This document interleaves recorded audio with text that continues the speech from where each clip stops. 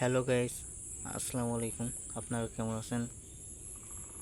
আশা করি সকলেই আল্লাহ তাআলার শেষ রহমতে ভালো আছেন। প্রিয় বন্ধুরা, আমি আপনাদের সাথে যে উদ্ভিদটি নিয়ে আলোচনা করব সেই উদ্ভিদটি দেখে চিনে ফেলেছেন। তো এই উদ্ভিদটির কথা গ্রামগঞ্জের মুরব্বীরা ভালো বলতে পারবে যে তারা বন্ধুরা এই উদ্ভিদটি কিন্তু সেবন করতো।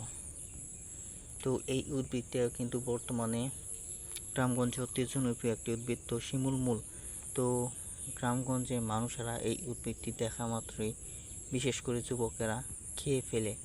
তো প্রিয় ভাই বন্ধুরা, যেহেতু এই উদ্ভিদের মধ্যে উপকারিতা রয়েছে সেই হিসেবে তারা খেয়ে ফেলে।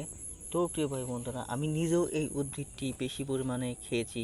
তো ছোটোকাল থেকেই এই উদ্ভিদটি খাওয়ার অভ্যাস রয়েছে, যাদের খাওয়ার অভ্যাস নেই এবং কি এই উদ্ভিদটি চেনেন না তারা চেনেন।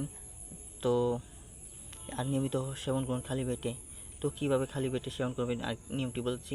এই উদ্ভিদটির নাম হচ্ছে শিমুল মূল। শিমুল মূলের মাটির নিচে যে মূল রয়েছে, এই যে সেই মূলটি পানি দিয়ে পরিষ্কার করে নেবেন। পরিষ্কার করে নেওয়ার পর আপনারা মূলটি ছেঁচে নেবেন। ছেঁচে নেওয়ার পর আধা চা চামচ মধু মিশিয়ে নেবেন এবং শিমুল মূল এবং কি মধু একত্রে মিশিয়ে তারপর রাতে ঘুমানোর পূর্বে খাওয়ার আধা ঘন্টা পূর্বে খাবেন এবং সকালবেলা খালি পেটে খাবেন। এইভাবে একটানা 7 দিন খেলেই বন্ধুরা আপনারা ইনশাল্লাহ বুঝতে পারবেন যে শিমুল মূলের উপকার কতটা রয়েছে। তো তারপরে বলতেছি, যাদের মনে বিশ্বাস নেই তারা জিজ্ঞেস করে নেবেন ডক্টর কিংবা কবিরাজদের কাছে। আর বন্ধুরা, শিমুল খেলেই যে উপকার হবেই তা কিন্তু কেউ গ্যারান্টি দিতে পারবে না, তখন হচ্ছে আল্লাহ যদি ভালো না করে। তো ভিডিওটি কেমন লাগলো তা কমেন্টের মাধ্যমে জানিয়ে দেবেন। ধন্যবাদ।